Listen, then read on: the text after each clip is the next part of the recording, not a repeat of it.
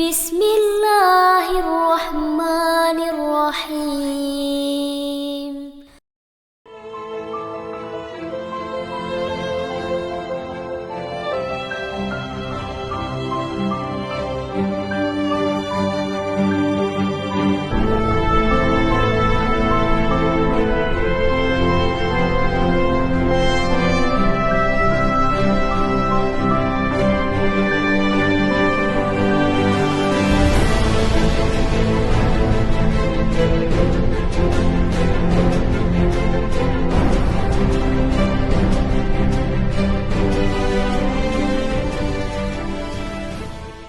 Assalamualaikum warahmatullahi wabarakatuh. Ketemu lagi di Siro Series spesial Ramadan episode ke-10. Sekarang kita akan membahas mengenai dakwahnya sembunyi-sembunyi Rasulullah di kota Mekah.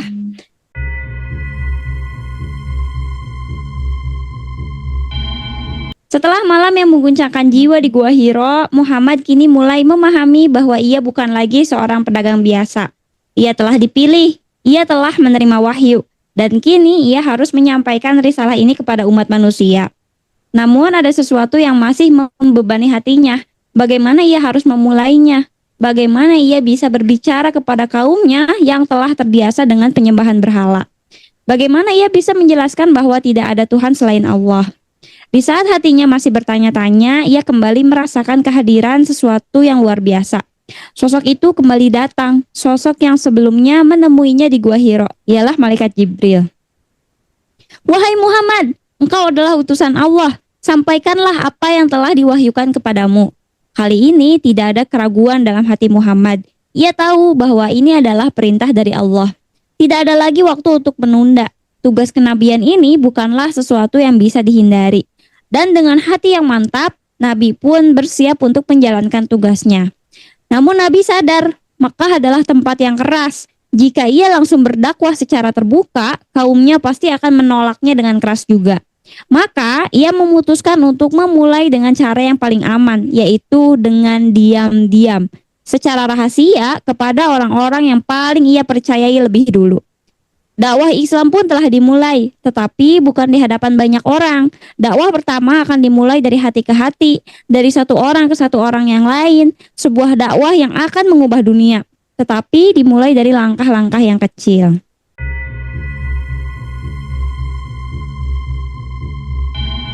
Setelah menerima perintah dari Allah untuk menyampaikan risalah Islam, Nabi Muhammad tahu bahwa tugas ini tidak akan mudah. Ia tidak bisa langsung berdiri di tengah Ka'bah dan menyuruh semua orang untuk meninggalkan berhala. Tidak, itu terlalu beresiko. Quraisy tidak akan menerima begitu saja. Maka ia memilih langkah yang paling bijaksana. Ia akan memulai dari orang-orang yang paling dekat dengannya.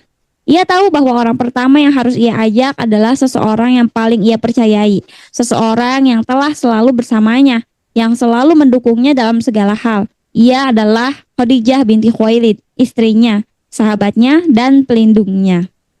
Malam itu Muhammad menatap Khadijah dengan mata yang penuh makna. Ia menghela napas dalam-dalam lalu berkata, "Wahai Khadijah, Allah telah mengutusku sebagai nabinya.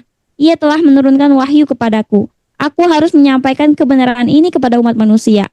Tetapi aku tidak bisa melakukannya sendirian. Apakah engkau akan bersamaku dalam tugas ini?" Tanpa ragu sedikit pun, Ibunda Khadijah tersenyum dan berkata dengan penuh keyakinan, "Demi Allah, dia tidak akan pernah menghinakanmu. Aku bersaksi bahwa engkau adalah Rasul Allah, dan aku akan selalu bersamamu dalam jalan ini." Maka Ibunda Khadijah menjadi orang pertama yang masuk Islam, tanpa pertanyaan dan tanpa keraguan. Ia percaya suaminya bukan hanya sebagai pria yang ia cintai, tetapi sebagai Rasul Allah yang diutus untuk membimbing manusia.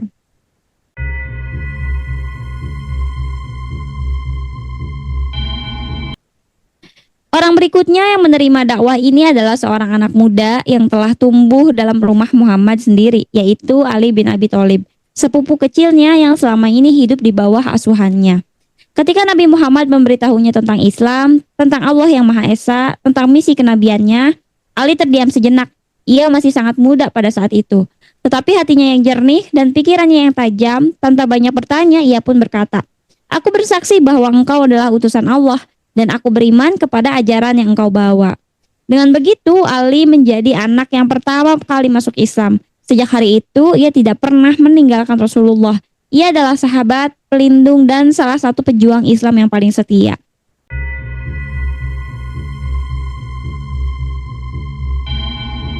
Tetapi ada satu orang lagi, seseorang yang telah lama menjadi sahabat Nabi Muhammad, yang telah mengenalnya sejak lama dan percaya sepenuhnya pada kejujurannya. Dia adalah Abu Bakar bin Abi Quhafah, seorang saudagar terhormat yang dikenal karena kebijaksanaan dan kejujurannya. Ketika Muhammad mengajaknya untuk masuk Islam, Abu Bakar tidak bertanya banyak.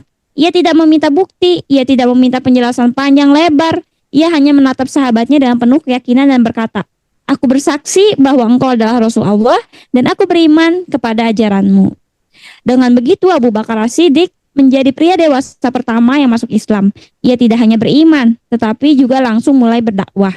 Dalam waktu singkat, melalui ajakan Abu Bakar, beberapa orang Quraisy mulai masuk Islam, termasuk Utsman bin Affan, Abdurrahman bin Auf, Sa'ad bin Abi Waqqas, Zubair bin Awam, dan Thalhah bin Ubaidillah. Islam kini tidak lagi hanya ada dalam rumah Muhammad. Cahaya Islam mulai merambah keluar meski masih dalam keadaan senyap.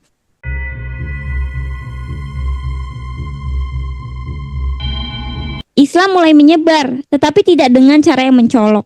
Nabi Muhammad tahu bahwa jika Quraisy mengetahui pergerakan ini, bahaya besar akan menghadang mereka. Maka dakwah masih harus dilakukan secara sembunyi-sembunyi. Para pengikut awal Islam harus memiliki tempat berkumpul yang aman, tempat di mana mereka bisa belajar tanpa rasa takut akan ancaman. Dan tempat itu adalah rumah seorang pemuda bernama Arqam bin Abi Arqam. Arqam bin Abi Arqam adalah seorang pemuda Quraisy dari Bani Makhzum, salah satu suku yang cukup berpengaruh di Makkah. Tidak ada yang mencurigai rumahnya sebagai pusat dakwah Islam.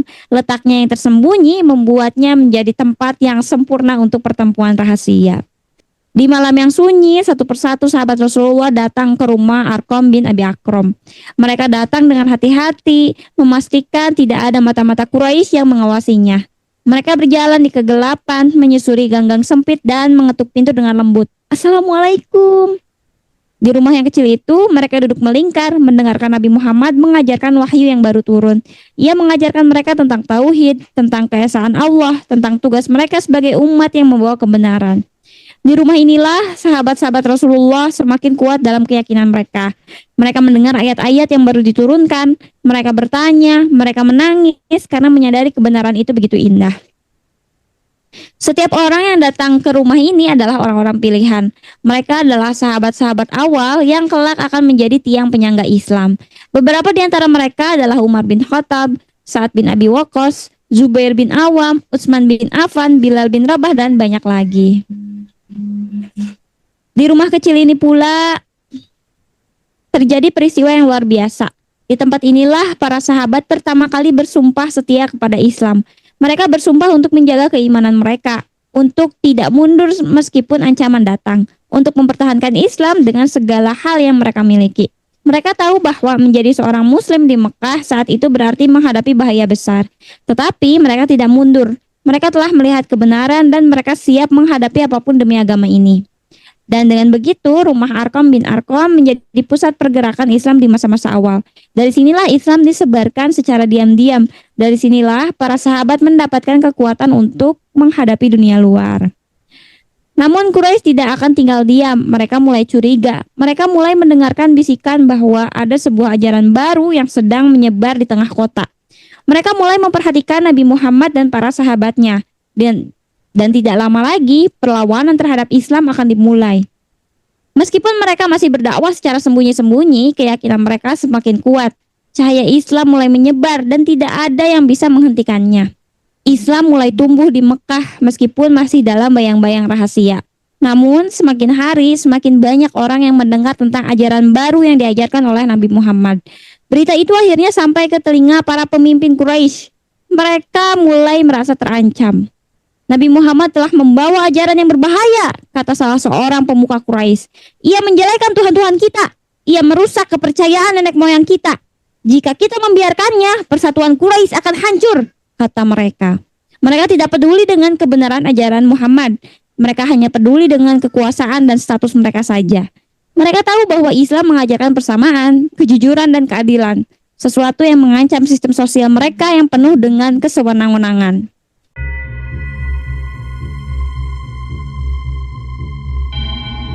Maka mereka sepakat untuk melakukan apapun agar ajaran ini tidak berkembang. Mereka akan menekan, mengancam, bahkan menyiksa siapa saja yang menerima Islam. Butuh waktu lama sebelum tekanan terhadap kaum muslimin dimulai, Quraisy mulai mencari tahu siapa yang telah mengikuti Nabi Muhammad. Jika yang masuk Islam berasal dari keluarga terpandang, mereka akan dipermalukan dan diancam.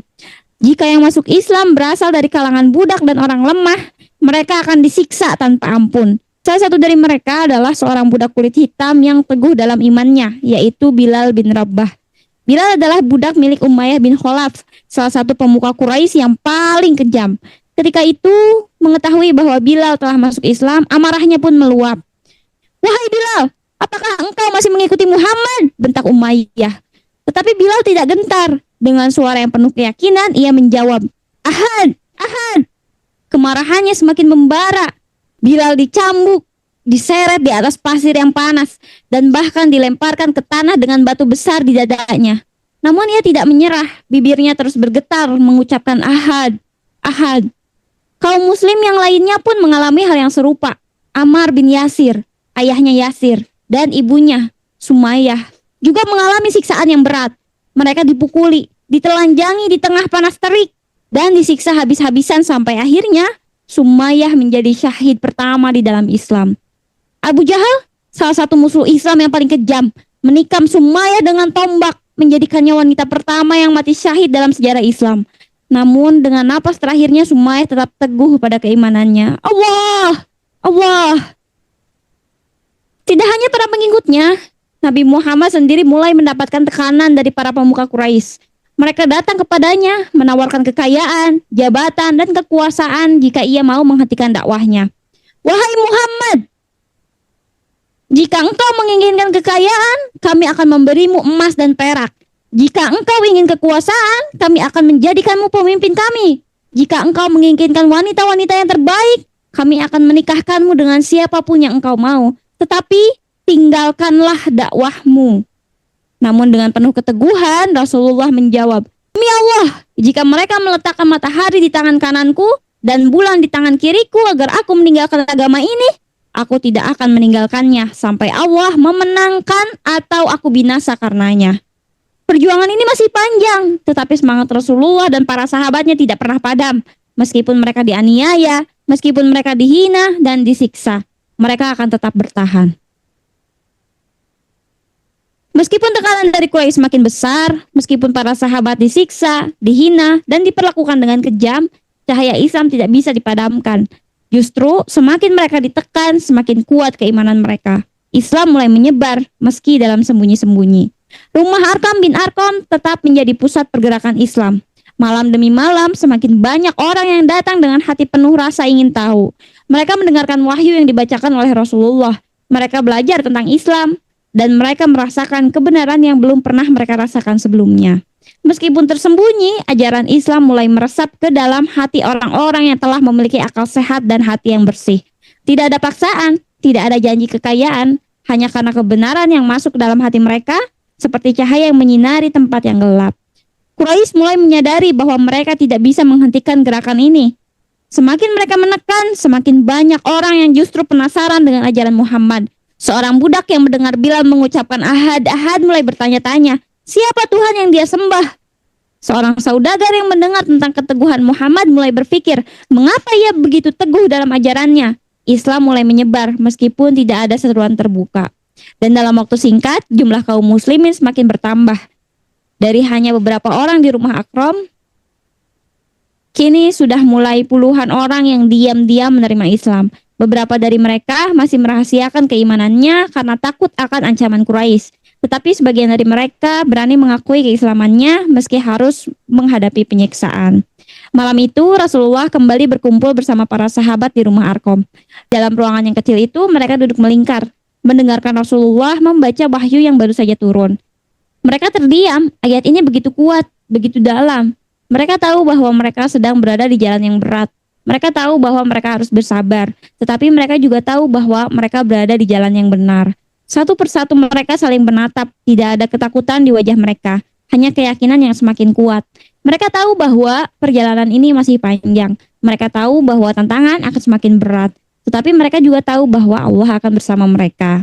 Islam telah lahir dan meskipun Quraisy berusaha menghentikannya, tidak ada yang bisa memadamkan cahaya kebenaran ini. Mereka hanya bisa menyiksa, mereka hanya bisa menghina, tetapi Islam akan terus tumbuh. Rasulullah dan para sahabatnya tidak akan pernah mundur.